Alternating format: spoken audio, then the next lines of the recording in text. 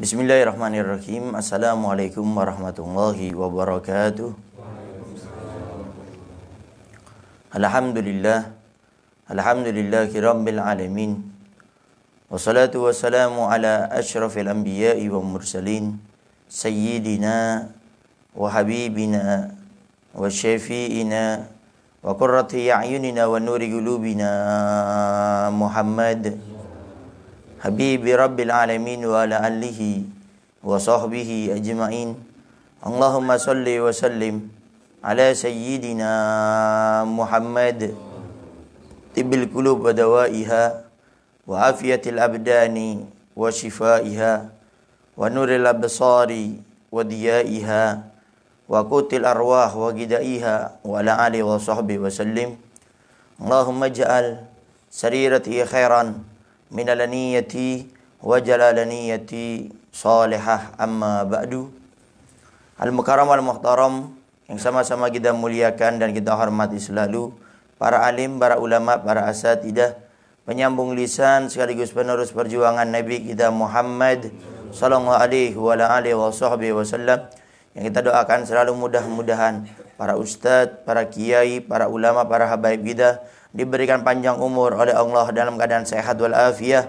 Allah Subhanahu wa taala berikan kemudahan kepada beliau baik itu urusan dunia maupun urusan akhiratnya. Allah Subhanahu wa taala jauhkan beliau-beliau semuanya daripada fitnah yang terjadi di akhir zaman ini, insyaallah. Amin. Amin ya rabbal alamin. Dan juga segenap para hadirin wal hadirat yang dimuliakan oleh Allah Subhanahu wa taala. Alhamdulillah, pada subuh kali ini Allah Subhanahu wa taala masih memberikan kepada kita kemudahan sehingga kita bisa melaksanakan sholat subuh berjamaah. Mudah-mudahan Allah Subhanahu wa taala selalu memberikan kemudahan kepada kita untuk bisa melaksanakan seluruh sholat 5 waktu ini dengan berjamaah, sehingga dengan sholat berjamaah ini mudah-mudahan mendatangkan keberkahan di dalam hidup kita masing-masing. Para hadirin wal hadirat yang dimuliakan oleh Allah Subhanahu wa taala, berbakti kepada orang tua itu adalah suatu kewajiban bagi kita. Tidak melihat orang tua kita itu baik ataupun tidak kepada kita, tidak memandang orang tua kita itu membalas kebaikan kita ataupun tidak. Pokoknya Allah Subhanahu wa taala perintahkan kita untuk berbuat baik kepada orang tua kita. Dan di dalam kita berbuat baik kepada orang tua ada keutamaan tersendiri yang akan didapatkan kepada seorang anak yang berbuat baik, berbakti, memuliakan orang tuanya. Paling tidak di sini ada 2 keutamaan bagi seorang anak yang berbakti kepada kedua orang tuanya. Yang pertama, di dalam hadis Nabi kita Muhammad sallallahu alaihi wasallam sudah pernah menjelaskan ridallah fi ridul walidain wa sukhtullah fi sukhtil walidain. Ridhonya Allah terletak pada keridhaan kedua orang tuanya. Adapun murkanya Allah juga terletak pada murka kedua orang tuanya. Artinya di sini, tatkala seorang anak berbuat baik kepada orang tuanya, tatkala seorang anak berbakti, memuliakan, mengagungkan orang tuanya, maka anak tersebut akan diberikan ridho oleh Allah Subhanahu wa taala.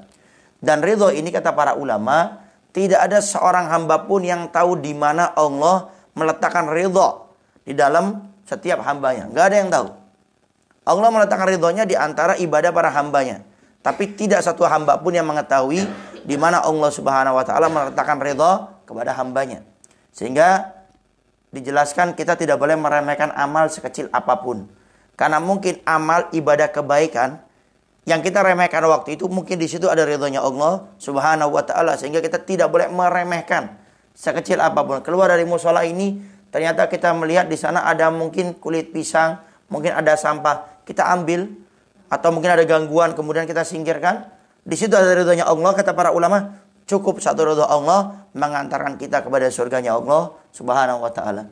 Ternyata dengan kita berbuat baik, berbakti kepada orang tua, Allah Subhanahu wa taala akan memberikan ridhonya kepada kita. Maka jangan sampai kita tidak bisa mendapatkan ridhonya orang tua tatkala beliau masih hidup. Artinya muliakan, senangkan, berbakti kepadanya, maka Allah akan berikan ridhonya kepada kita, yang otomatis menjadi hidup kita bahagia, bukan hanya di akhirat saja, tapi juga di dunia Allah Subhanahu wa taala memberikan kepada kita kebahagiaan. Kenapa? karena ridhonya Allah sudah dibuka di antara kita semuanya.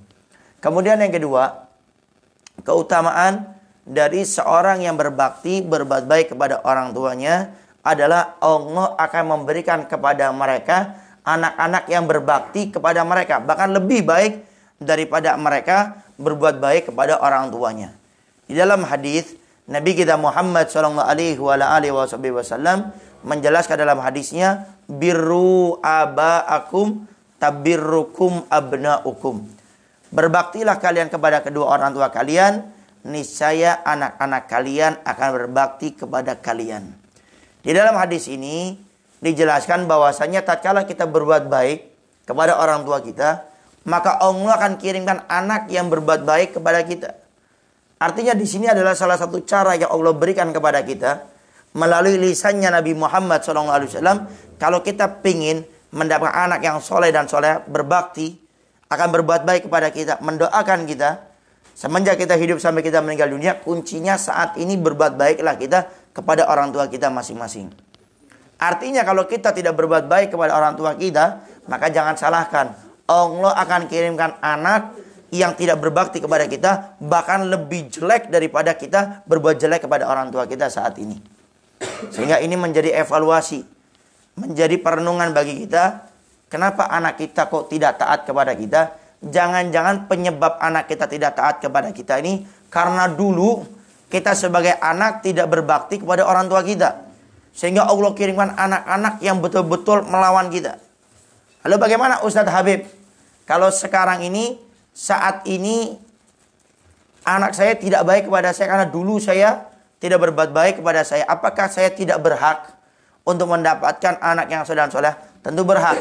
Tinggal kita tempuh cara, bagaimana cara mendapatkan anak yang soleh dan solehah dengan orang tua menjadi contoh yang baik, memberikan pendidikan agama, mengenalkan anaknya kepada para ulama, kepada majelis taklim.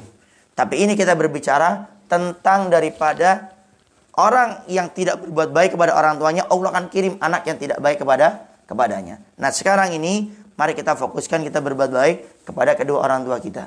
Kalau orang tua kita sudah meninggal dunia bagaimana? Maka tinggal kita doakan, kita mintakan ampun kepada Allah. Kemudian mudah-mudahan kita dengan berbuat baik kepada orang tua, dengan mendoakannya, memintakan ampun kepadanya, mudah-mudahan itu menjadi wasilah. Allah akan kirimkan kepada kita anak-anak yang soleh dan soleha.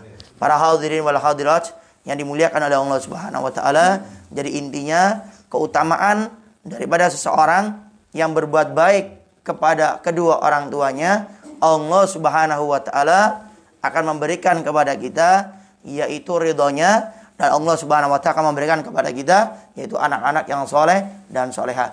Baik, itu saja yang bisa Al-Bagir sampaikan. Kurang lebihnya Al-Bagir minta maaf dan mohon doanya selalu. Akhirul kalam, assalamualaikum warahmatullahi wabarakatuh.